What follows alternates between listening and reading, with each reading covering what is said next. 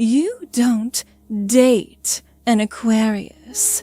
You attempt to sync with a revolutionary consciousness that belongs more to the universe than to you.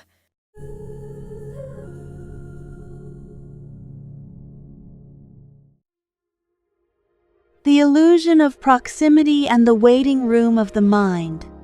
Aquarius is the ultimate cosmic paradox, a sign that can stand in the middle of a crowded room, engaging in brilliant conversation, yet remain light years away in a private dimension of their own making. They possess a phantom-like quality.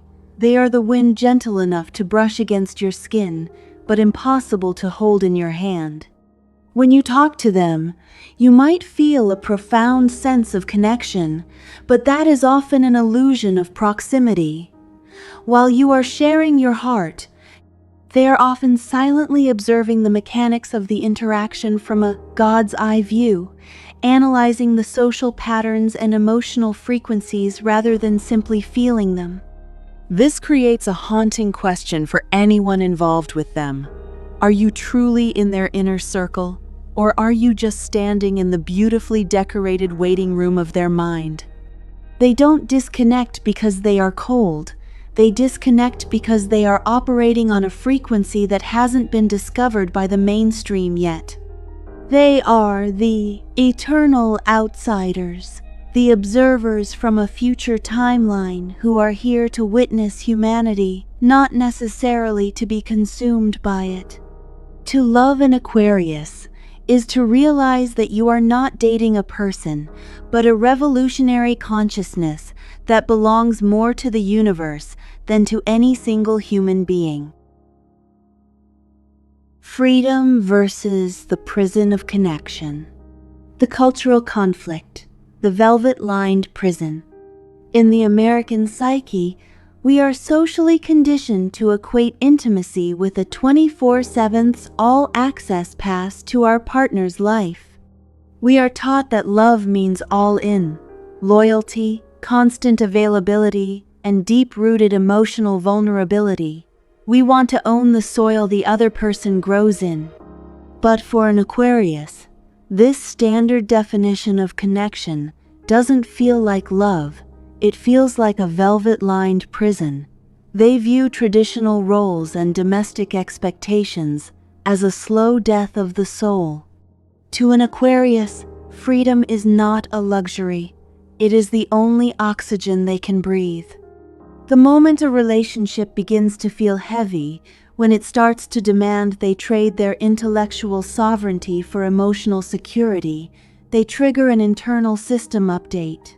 To the outside world, this looks like a sudden, ice-cold detachment.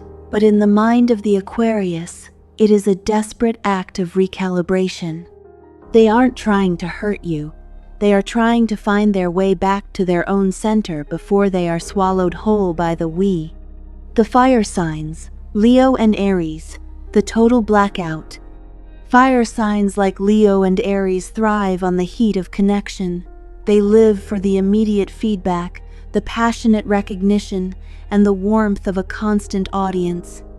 For them, love is a performance that requires a witness. So, when an Aquarius suddenly pulls back into their silent, analytical headspace, it feels like a total solar blackout right in the middle of a fire sign's greatest act. The Leo or Aries will interpret this sudden drop in temperature as a personal rejection or a direct blow to their radiant self-esteem. They see a wall, they see a no. But what they fail to realize is that the Aquarius isn't trying to extinguish their fire. Rather, the Aquarius is stepping back to analyze if that light is authentic or just a performative ego trap designed to manipulate them. Aquarius doesn't value heat for the sake of drama. They value truth. They are observing the fire from a distance to see if it's a sun that can sustain life or just a wildfire that will consume their autonomy. The earth signs, Taurus and Capricorn, the intellectual earthquake. Earth signs, Like Taurus and Capricorn, are the architects of the tangible world. They crave stability, predictability, and roots that go deep into the ground. They want to build a house, a career, and a legacy on solid, unmoving rock. To them, the Aquarian need for constant change, intellectual chaos, and newness feels like a perpetual earthquake. They can't understand why Aquarius wants to tear down the walls just as they finished painting them. The truth is, Aquarius doesn't want to build a house on the ground. They want to build a spaceship that can navigate the void. They view stability as another word for stagnation.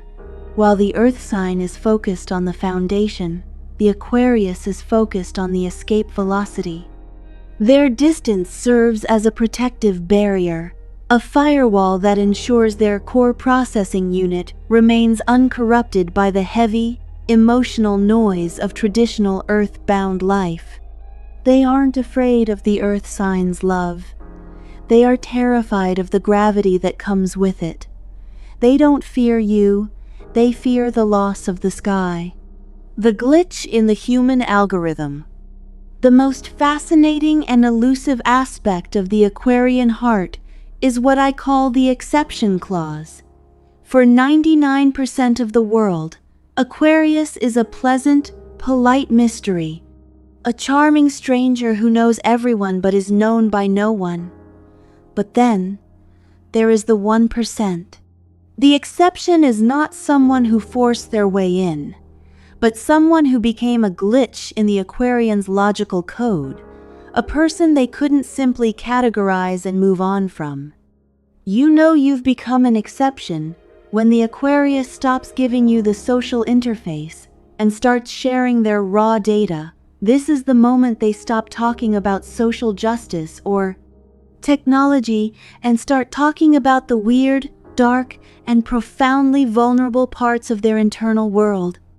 They begin to show you the parts of their soul that are unoptimized, the fears of being an alien, the deep loneliness of the observer, and the strange theories they've never dared to whisper to another living soul.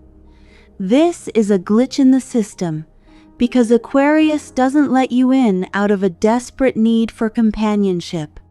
They let you in because they've consciously decided that having you in their orbit is more intellectually and spiritually rewarding than the absolute freedom of being alone. For a sign that worships independence, choosing to need someone is the most radical act of love they can perform. It is a voluntary vulnerability that defies their very nature. The tragedy of the lonely genius. The profound tragedy of the Aquarian existence is the heavy burden of being the observer of humanity, while rarely feeling like a full participant in it. They possess the unique ability to see the future, to decode the flaws in the system, and to envision a world that doesn't yet exist. But this macrovision comes at a devastating cost to their micro-connections. They spend their lives fighting for the collective, for the us, and for the them, yet they often feel like total aliens in their own homes. This is the lonely genius archetype. The person who can solve a global crisis but doesn't know how to handle a partner's tears without feeling like their system is short-circuiting. Their detachment is not a sign of heartlessness. It is a vital survival mechanism for a soul that feels the weight of the entire world on its shoulders, but lacks the emotional software to process it in a personal, intimate way. They are the architects of social change who feel like ghosts in their own relationships. They are often haunted by the feeling that they were born in the wrong century, waiting for a frequency of connection that matches the complexity of their own minds. To be an Aquarius is to constantly bridge the gap between the stars they come from and the earth they are currently walking on, forever searching for a soul that speaks their silent electric language. Natural selection and the love of the wind. If you are an Aquarius listening to this, understand that your distance is not your defect, it is your perspective. You were never meant to fit into the systems of the past. You were born to be the catalyst that breaks them. Stop apologizing for the space you need and start honoring the frequency you operate on. And if you are the one trying to love an Aquarius, you must accept one fundamental cosmic truth. You cannot cage the wind. You cannot demand that they ground themselves just so you can feel more secure. The ultimate definition of Aquarian love is not found in grand romantic gestures or soul-crushing dependency.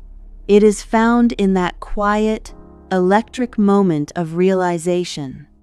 You are the only person who makes me someone who truly loves being alone.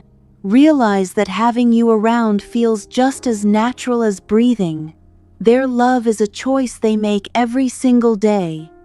A conscious decision to share their limited emotional bandwidth with you.